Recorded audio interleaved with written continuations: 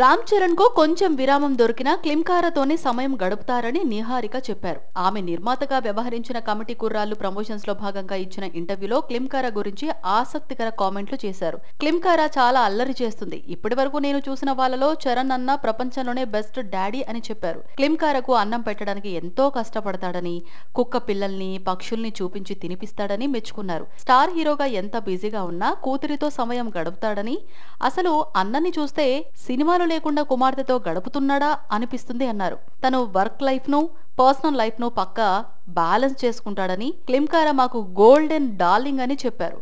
నిర్మాతగా వ్యవహరించడం గురించి మాట్లాడుతూ ఫ్యామిలీ నుంచి నాకు మంచి సపోర్ట్ ఉంటుంది. చిన్న యూట్యూబ్ ఛానల్ నుంచి ఓటీటీలోకి వచ్చాను.